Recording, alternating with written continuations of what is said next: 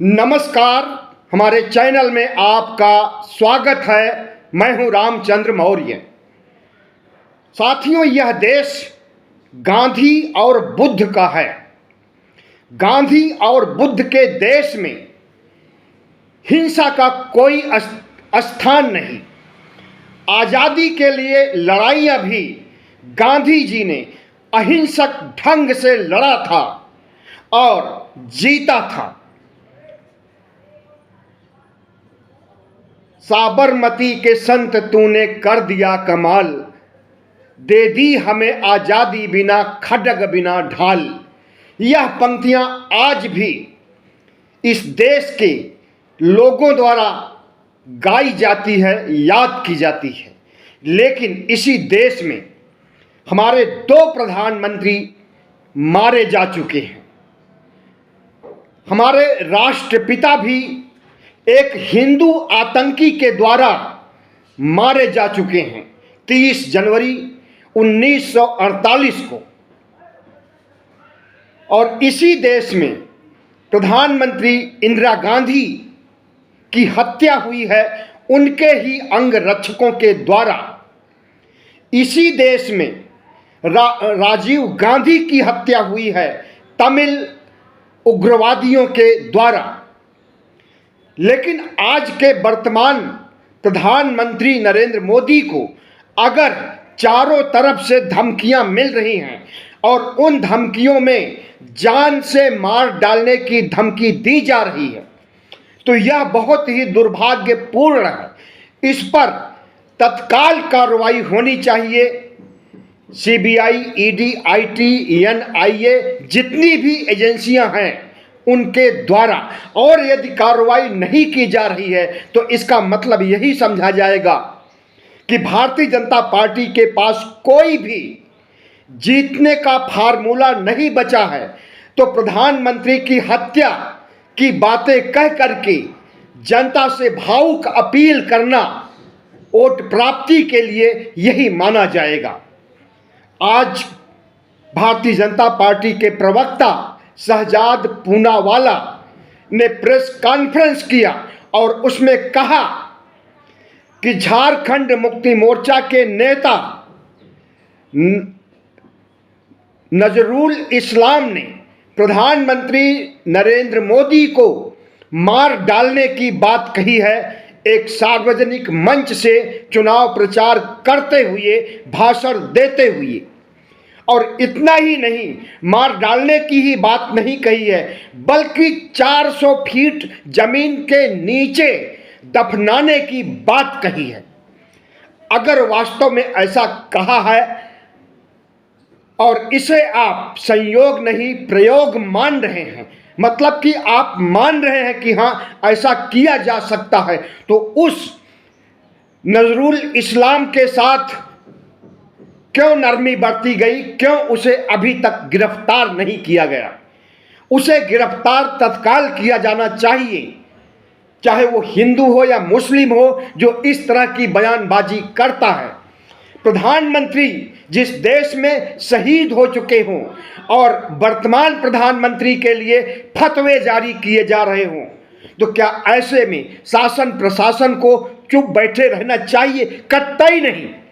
प्रधानमंत्री के से हमारे वैचारिक मतभेद कितने भी हों, हम प्रधानमंत्री की रात दिन पानी पी पी कर भले कोसते हों, प्रधानमंत्री के 10 साल के कुकर्मों के बारे में हम भले ही तमाम विश्लेषण करते हों, लेकिन हम प्रधानमंत्री के व्यक्तिगत तौर पर उनके दुश्मन नहीं हैं। और प्रधानमंत्री नरेंद्र मोदी को अगर कोई मार डालने की बात कहता है तो इसे हम पूरे देश में ले जाना चाहते हैं और लोगों को आगाह करना चाहते हैं कि ऐसी शक्तियों को नेस्तनाबूद किया जाए, जो चाहे भले ही राजनेता हों, चाहे भले ही विपक्ष के नेता हों। अगर उनकी सोच ऐसी है कि प्रधानमंत्री को मार करके 400 फीट नीचे जमीन में दफना देने की बात कह रहे हैं, तो उन्हें तत्काल गिरफ्तार किया जाए। लेकिन क्या गिरफ्तार किया गया? कतई नहीं गिरफ्तार किया गया। शहजाद पूनावाला एक मुंहफट प्रवक्ता है। सिर्फ वही नहीं बल्कि भारतीय जनता पार्टी में जितने प्रवक्ता हैं वे इस तरह की हेट स्पीच देने में माहिर हैं, लोगों में भावनात्मक परिवर्तन करने में माहिर हैं, लोगों की सिंपैथी पाने के लिए, वोट पाने के लिए कुछ भी कर सकते हैं, कुछ भी कह सकते हैं। यहाँ तक कि प्रधानमंत्री नरेंद्र मोदी को मार डालने की बात भी इनके मुंह से सुनी जा सकती है। शहजाद पूनावाला ने सिर्फ नजरुल इस्लाम के बारे में ही नहीं, बल्कि यहाँ तक कहा कि छत्तीसगढ़ के एक नेता ने प्रधानमंत्री नरेंद्र मोदी को मार डालने की धमकी दी है, लेकिन उसका नाम नहीं बताया। अगर कोई नेता है तो उसका नाम आप क्यों नहीं बता रहे हैं? और फिर जब चुनाव नज़दीक आ गया है, कल से चुनाव होने वाला है, ऐसे समय में आप ऐसी अपील कर रहे हैं।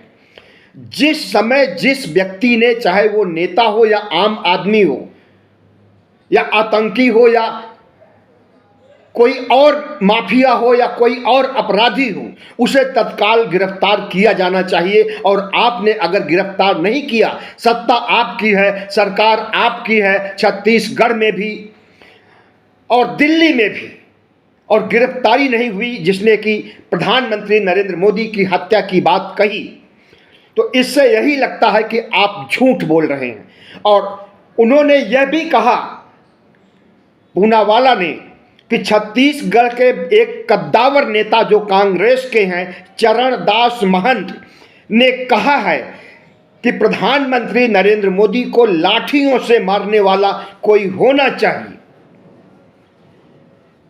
और उनके खिलाफ भी कोई कार्रवाई नहीं हुई है। तो इसका मतलब है कि भारतीय जनता पार्टी के प्रवक्ता या तो झूठ बोल रहे हैं या किसी छोटी सी बात को बड़ी बात बना करके पेश कर रहे हैं। और उन्होंने यहाँ तक कहा है कि सिर्फ एक दो घटनाएं ऐसी नहीं हुई हैं जिसमें कि प्रधानमंत्री नरेंद्र मोदी को मार डालने की बात कही गई हो। 125 से ज़्यादा धमकियां और गालियां दी गई हैं।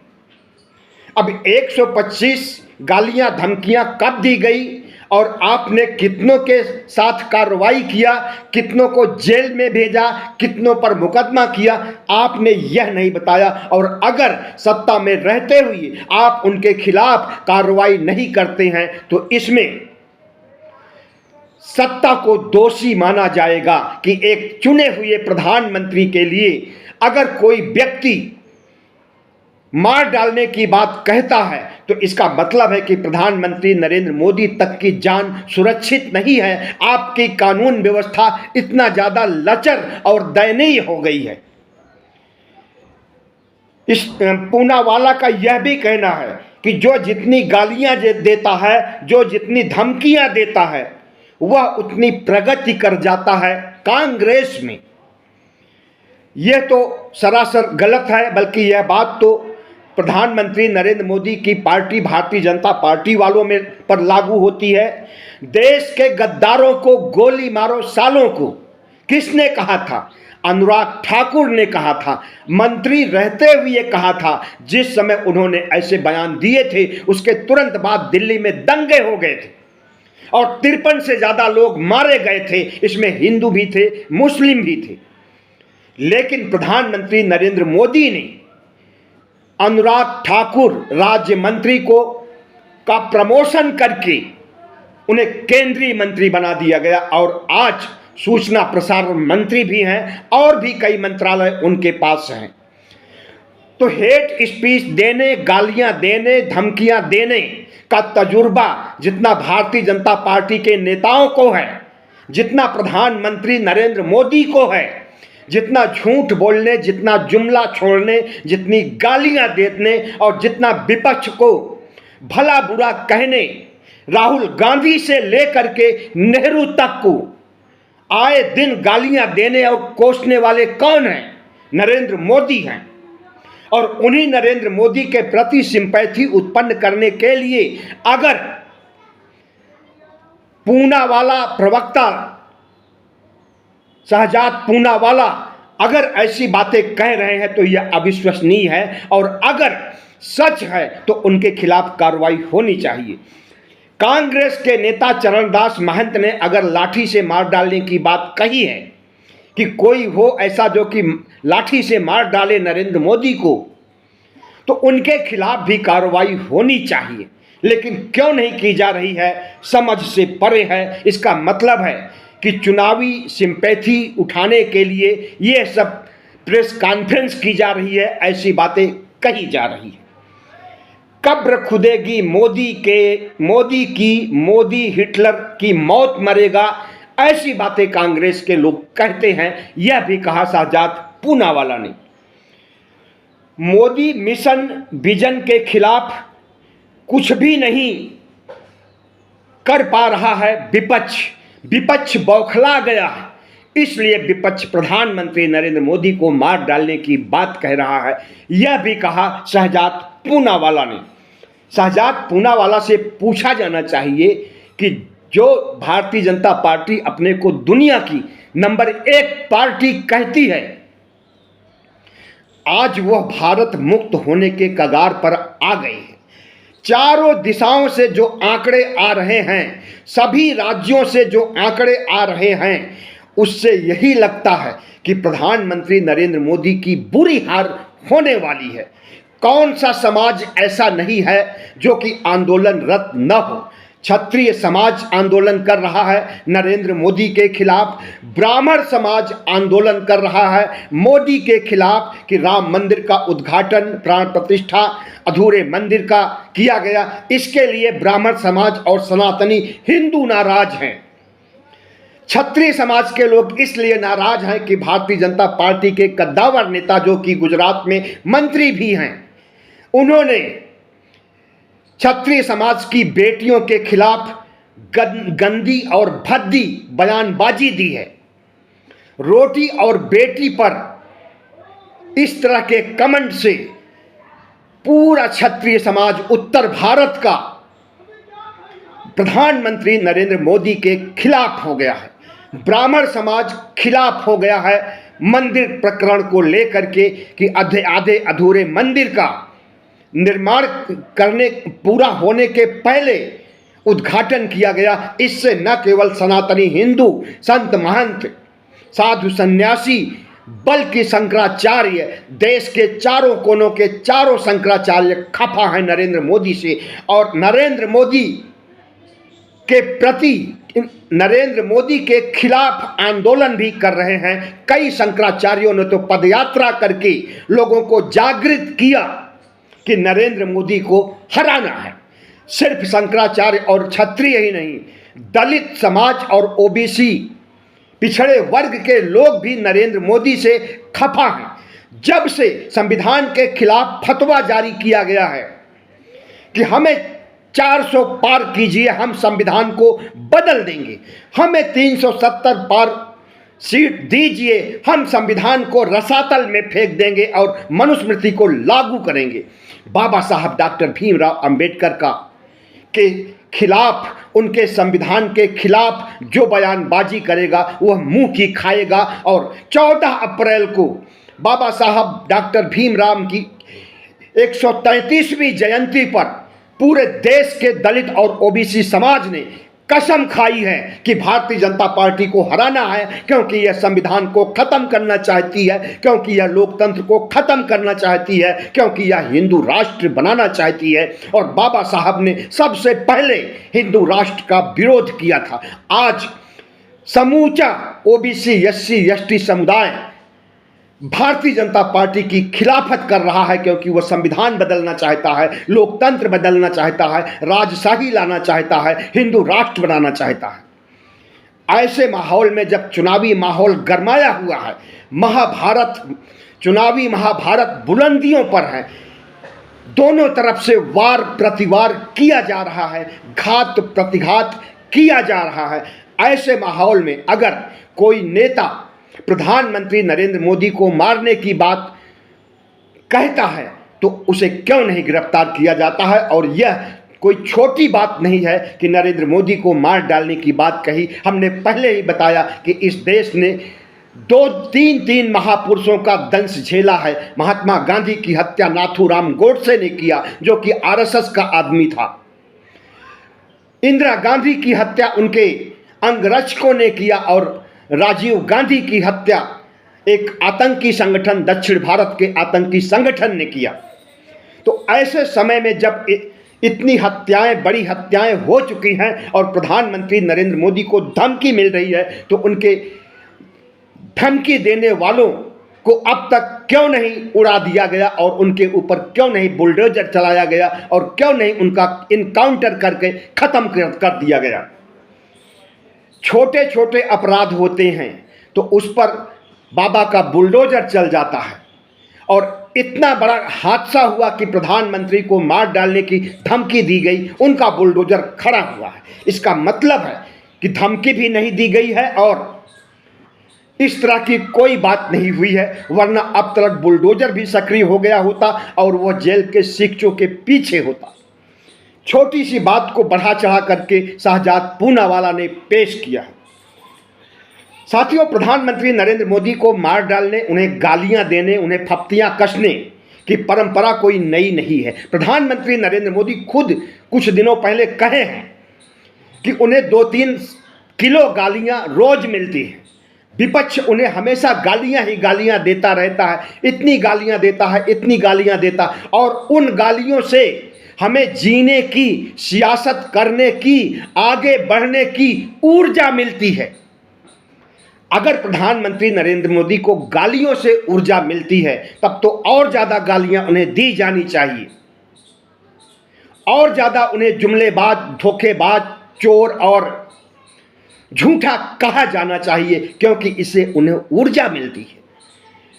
प्रधानमंत्री नरेंद्र मोदी अब भावुक अपील जनता से करवा रहे हैं, जनता को पटाने के लिए, जनता की सिंपैथी, हमदर्दी हासिल करने के लिए, और उसके लिए शहजाद पूनावाला का इस्तेमाल किया जा रहा है। प्रधानमंत्री नरेंद्र मोदी से ज़्यादा हेट स्पीच किसने दिया है? शशि थरूर कांग्रेस नेता की पत्नी को 50 करोड़ का गर्लफ्रेंड किसने कहा? नरेंद्र मोदी ने कहा। सोनिया गांधी को कांग्रेस की विधवा किसने कहा? नरेंद्र मोदी ने कहा। इसी तरह से कम 50 हेट स्पीच दिया होगा नरेंद्र मोदी ने, और उनके खिलाफ कोई भी कार्रवाई नहीं हुई। और आए दिन आचार संहिता का जितना उल्लंघन नरेंद्र मोदी ने किया है, उतना किसी भी राजनेता ने नहीं किया होगा। याद कीजिए, कर्नाटक चुनाव में नरेंद्र मोदी ने बजरंग बली का इस्तेमाल किया था और सार्वजनिक मंच से चुनाव रैली को संबोधित करते हुए दोनों हाथ उठा करके बजरंग बली की जय का जयकारा लगवाया था कर्नाटक की जनता से, और यहां तक कहा था कि जब ईवीएम की बटन दबाइए, कमल की बटन दबाइए, तो जोर से बोलिए जय बजरंग बली। उनके खिलाफ कोई कार्रवाई नहीं हुई, और आज भी आए दिन नरेंद्र मोदी चुनाव आचार संहिता की धज्जियां उड़ा रहे हैं, लेकिन उनके खिलाफ कोई भी कार्रवाई नहीं हो रही है। प्रधानमंत्री समझते हैं कि जो हेट स्पीच वो देते हैं, जो गालियां बकते हैं, इससे जनता उन्हें और ज़्यादा वोट देगी, तो ऐसा नहीं है। उनका हर तुरुप का पत्ता कामयाब नहीं होता है, उनके हर वाक्य कामयाब नहीं होते हैं। याद कीजिए, 2020-21 के चुनाव में पश्चिम बंगाल में नरेंद्र मोदी ने एक शब्द कह दिया था, दीदी ओ दीदी। समझ लीजिए कि बंगाल की महिलाओं का एक तरफा वोट साफ हो गया और नरेंद्र मोदी की बुरी तरह से हार हुई। तो नरेंद्र मोदी जो कह दे, जो नारा उछाले, उससे फायदा ही हो, ऐसा नहीं कहा जा सकता। आज भी नरेंद्र मोदी जो नारे दे रहे हैं और जिस तरह से जीत के लिए भावुक अपील करवा रहे हैं, इसे देश की जनता अच्छी तरह से समझ रही, और जनता ने मन बना लिया है। अब तो देखिए, सभी राज्यों से रिपोर्ट आ रही है।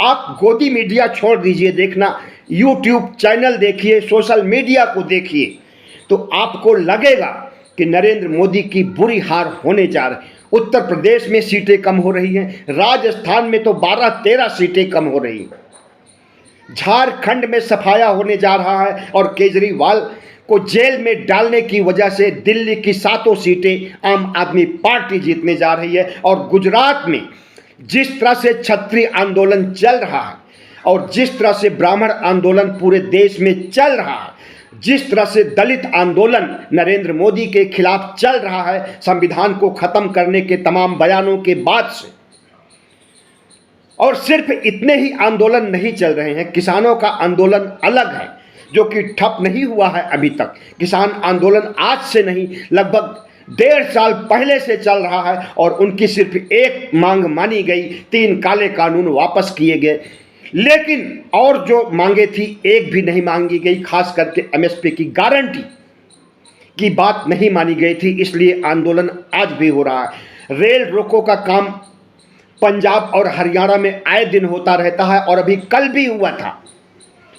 जितने किसानों को जेल में ठूंसा गया है उन्हें छुड़ाने के लिए कल आंदोलन हुआ था और रेल को रोका गया था।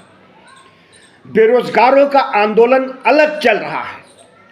बेरोजगार सड़क पर हैं, उनके हाथ में काम नहीं है और उस काम के लिए बेरोजगार घर घर जाकर के कांग्रेस का प्रचार कर रहे हैं, क्योंकि कांग्रेस ने उन्हें सब्जबाग दिखाया है।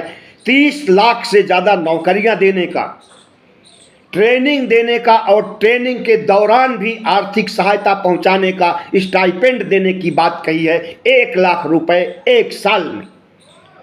तो कांग्रेस का प्रचार कर रहे हैं एक आंदोलन के रूप में। आंदोलन समझ लीजिए कि विरोध करने का आंदोलन नहीं, बल्कि समर्थन करने का, कांग्रेस का समर्थन करने का आंदोलन घर घर जाकर के बेरोजगार कर रहे हैं उत्तर भारत के लगभग सभी राज्यों में। तो इस तरह से नरेंद्र मोदी के खिलाफ आंदोलन ही आंदोलन इस समय है जब चुनाव शुरू होने जा रहा है। और अच्छी खबर नरेंद्र मोदी के लिए कहीं से नहीं आ रही है और इन्हें मार डालने की धमकी ऊपर से मिल रही है।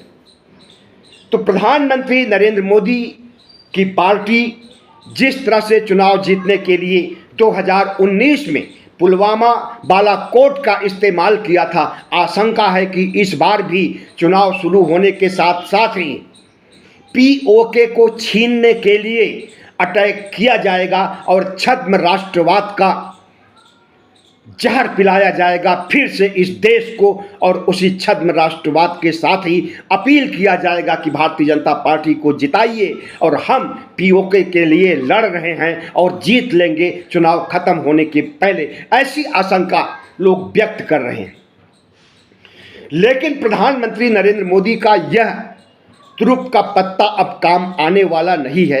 एक बार काठ की हांडी चढ़ती है, बार बार नहीं चढ़ती है। अगर वास्तव में पाकिस्तान और पीओके मिल करके भारत पर अटैक कर दे, तब भी लोग समझेंगे कि इसे नरेंद्र मोदी ने करवाया है और नरेंद्र मोदी ने इसलिए करवाया है कि उन्हें चुनाव जीतना है। तो इस बात को इस देश की जनता अब समझ चुकी है और इनके छद्म राष्ट्रवाद के छलावे में नहीं आ सकती। तो इन्होंने क्या किया कि अपनी मौत का ही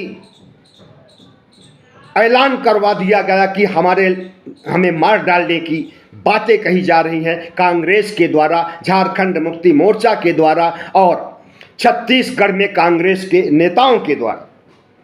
प्रधानमंत्री नरेंद्र मोदी के खिलाफ कर्नाटक में भी एक मुकदमा दर्ज है। मोहम्मद रसूल नामक एक व्यक्ति ने सुरपुर थाने में इसके खिलाफ एफआईआर दर्ज कराई गई है। इसने सोशल मीडिया पर पोस्ट किया कि इंडिया की सरकार बन जाएगी तो हम नरेंद्र मोदी का खात्मा कर देंगे। उसे लगता होगा कि इंडिया की सरकार हमें बचा लेगी और उसके खिलाफ 505 1B के तहत मुकदमा दर्ज किया गया है। आर्म्स एक्ट में यह मुकदमा दर्ज हुआ है। इसी तरह से 2 साल पहले ईमेल करके एक शख्स ने प्रधानमंत्री को मार डालने की बात कही थी और अंततः ईमेल करने वाले व्यक्ति ने आत्महत्या कर ली थी। तो कोई नई परंपरा नहीं है धमकी देने की। जितने भी प्रधानमंत्री रहे हैं सबको इस तरह की धमकियां मिली हैं। कुछ प्रधानमंत्री तो मारे भी गए हैं, जो मैं पहले बता चुका हूं। लेकिन प्रधानमंत्री नरेंद्र मोदी कितना नीचे नीचे स्तर तक गिर जाएंगे और अपने मौत की खबर चुनाव के वक्त देशवासियों तक पहुंचा करके जिस तरह से सिंपैथी वोट पाना चाहते हैं वे सफल नहीं होंगे, क्योंकि प्रधानमंत्री नरेंद्र मोदी के चाल चरित्र, चेहरे, झूठ फरेब को इस देश की जनता इन 10 सालों में भली भांति समझ चुकी है। बहुत बहुत धन्यवाद। हमारे चैनल को सब्सक्राइब कीजिएगा, लाइक कीजिएगा और शेयर कीजिएगा।